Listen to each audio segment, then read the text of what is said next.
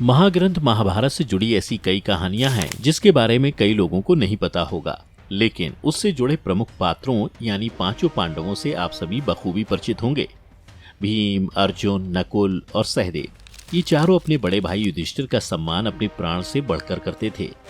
महाभारत में एक प्रसंग ऐसा भी है कि भीम अपने बड़े भाई युधिष्ठिर पर इतना गुस्सा हो गए कि वो उनके दोनों हाथों को जला देना चाहते थे।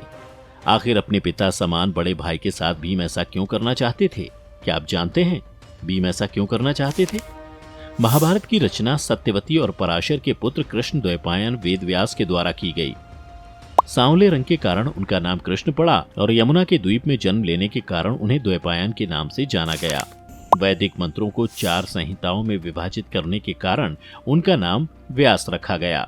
महाभारत के लेखन का कार्य व्यास जी के कहने पर भगवान श्री गणेश ने किया। ब्रह्मा के कहने पर जब व्यास जी भगवान गणेश के पास गए और उनसे महाभारत लिखने का आग्रह किया तो वे उनके अनुरोध को स्वीकार करते हुए भगवान गणेश जी इसे लिखने को तैयार हो गए। महर्षि वेदव्यास बोलते गए और भगवान श्री गणेश जी लिखते गए। इस प्रकार इस काम में 3 वर्ष तक अथक परिश्रम करके वेदव्यास ने महाभारत जैसे महान ग्रंथ की रचना करके इसे अमर बना दिया। महाभारत को पंचम वेद भी कहा जाता है। महाभारत में दुनिया का प्रत्येक ज्ञान दिया गया है। ऐसा माना जाता है कि महाभारत में जो ज्ञान नहीं है वह ज्ञान संसार में और कहीं नहीं है। महाभारत में जीवन से जुड़ी कई ऐसी बातें मिलती हैं जो आधुनिक जीवन में भी हमारे काम आती हैं और हमें इससे सीखने को मिलता है। महाभारत की मुख्य घटना के रूप में कौरव पांडवों के बीच हुए युद्ध का ही वर्णन किया गया है। महाभारत का सर्वश्रेष्ठ भाग श्रीमद् भागवत गीता है, जिसमें श्री कृष्ण इस जीवन का पूर्ण दर्शन बोध अर्जुन को रणभूमि में करवाते हैं। कहा जाता है कि महाभारत उस धर्म युद्ध की गाथा है जिसमें रिश्ते से अधिक धर्म और न्याय को महत्व दिया गया है। इस ग्रंथ में पांडव की पहचान जहां उनकी न्यायप्रियता और धर्म का पालन करने के लिए होती है, वहीं कौरवों की पहचान उनकी अराजकता के लिए होती है।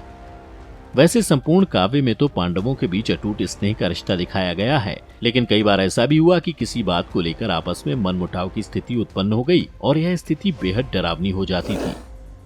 पौराणिक कथाओं के अनुसार युधिष्ठिर जुए में कौरवों से अपना सब कुछ हार गए। सब कुछ हारने के बाद सबसे अंत में युधिष्ठिर ने जुए में द्रौपदी को भी दांव पर लगा दिया और परिणाम यह हुआ कि ये इस दांव को भी हार गए। इस प्रकार द्रौपदी को उन्होंने खो दिया। यह देखकर भीम बेहद आहत हुए।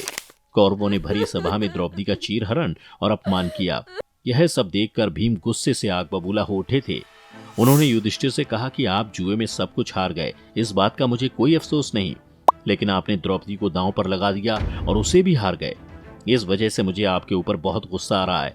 मेरे गुस्से का सबसे बड़ा कारण कौरवों द्वारा द्रौपदी का चीरहरण और भरी सभा में अपमान करना है।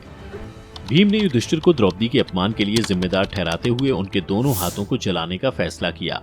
भीम युधिष्ठिर के दोनों हाथों को जलाने के लिए सहदेव से अग्नि लाने को कहते हैं। हालांकि अर्जुन ने भीम को समझाया और उनके क्रोध को शांत किया। अर्जुन ने कहा कि बड़े भाई युधिष्ठिर ने क्षत्रिय धर्म का पालन किया और उसी के अनुसार जुआ खेला है, इसमें उनका रत्ती भर भी दोष नहीं। यह सुनकर भीम कहते हैं, मैं जानता हूँ कि भैया ने क्षत्रिय धर्म का पालन करते हुए ही जुआ खेला है। यदि मैं यह ना जानता तो मैं अपने बल से युधिष्ठिर के दोनों हाथ जला देता। भीम महाभारत के प्रसिद्ध 5 पांडवों में भीम या भीमसेन युधिष्ठिर के बाद दूसरे थे। इन्हें पवन पुत्र के नाम से भी जाना जाता है। पौराणिक कथाओं के अनुसार हनुमान जी को भी पवन पुत्र कहा जाता है। कहा जाता है कि इनके पास 10,000 हाथियों का बल था और वे गदा युद्ध में पारंगत थे। महाभारत में गदा युद्ध में पारंगत इनके जैसा कोई दूसरा नहीं था। दुर्योधन की तरह भीम ने भी भगवान श्री कृष्ण के बड़े भाई बलराम से गदा युद्ध बहुत ही बारीकी से सीखा था। महाभारत के रणभूमि में भीम ने ही दुर्योधन और दुशासन सहित गांधारी के 100 पुत्रों को अकेले ही मार दिया था। द्रौपदी के अतिरिक्त भीम की एक अन्य पत्नी थी जिसका नाम हिडिंबा था। इन दोनों के एक पुत्र थे जिनका नाम घटोत्कच था। यह अत्यंत बलशाली और परमवीर था। वह घटोत्कच ही था जिसने अर्जुन के प्राणों की रक्षा के लिए इंद्र द्वारा कर्ण को दी गई अमोघ शक्ति को अपने ऊपर चलवाया था। महाभारत में कौरवों और पांडवों के बीच चौसर का खेल हुआ और इस चौसर के खेल में पांडव अपना सब कुछ हार गए। हार मिलने के बाद पांडवों को द्रौपदी के साथ 12 वर्ष का वनवास और 1 वर्ष का अज्ञातवास की सजा मिली थी। अज्ञातवास का अर्थ होता है कि बिना किसी के संज्ञान में आए किसी अपरिचित स्थान व अज्ञात स्थान में रहना। पांडव अपने 5 भाइयों और द्रौपदी के साथ जंगलों में इधर उधर भटक रहे थे। इसी बीच वे सभी कैलाश पर्वत के जंगलों में पहुंच गए। इस समय कैलाश पर्वत यक्षराज कुबेर का भी निवास स्थान था। कुबेर की नगरी में एक बहुत ही सुंदर सरोवर था और उसमें सुगंधित फूल खिले हुए थे। जब इन फूलों की सुगंध द्रौपदी तक पहुंची तो उसने भीम से कहा कि मुझे ये फूल चाहिए। भीम आज्ञा का पालन करते हुए फूल लाने के लिए चल दिए। जाते समय रास्ते में भीम ने देखा कि एक बानर पूंछ फैलाकर बहुत ही आराम से सो रहा है। भीम के लिए किसी भी जानवर को लांघकर आगे बढ़ना इनकी मर्यादा के विरुद्ध था, इसलिए उन्होंने उस वानर से कहा कि कृपया करके आप अपनी पूंछ को रास्ते से हटा लें, मुझे इसी रास्ते से आगे जाना है। वानर ने उनकी बात को अनसुना कर दिया। इस पर भीम को गुस्सा आ गया और उन्होंने अहंकार भरे शब्दों में कहा कि क्या आप जानते हैं कि मैं महाबली भीम हूँ जिसके अंदर 10,000 हाथियों का बल है। वानर ने विनम्र भरे शब्दों में कहा कि यदि आप इतने शक्तिशाली हैं तो आप मेरी इस पूंछ को रास्ते से हटा दें और आराम से चले जाएं।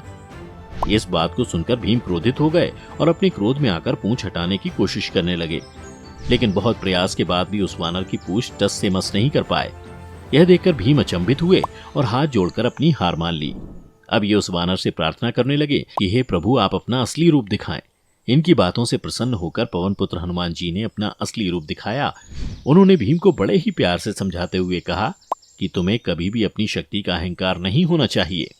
शक्ति और विनम्रता दो ऐसे गुण हैं जो विपरीत स्वभाव के होते हैं, और यदि ये एक स्थान पर आकर मिल जाएं तो व्यक्ति महान बन जाता है।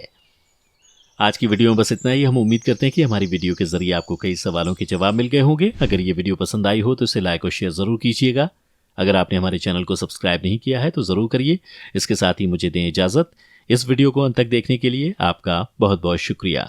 और हाँ, अब आप हमारे सभी वीडियो फेसबुक पर भी देख सकते हैं, जिसके लिए आपको फेसबुक पर द डिवाइन टेल्स के पेज को लाइक और फॉलो करना होगा।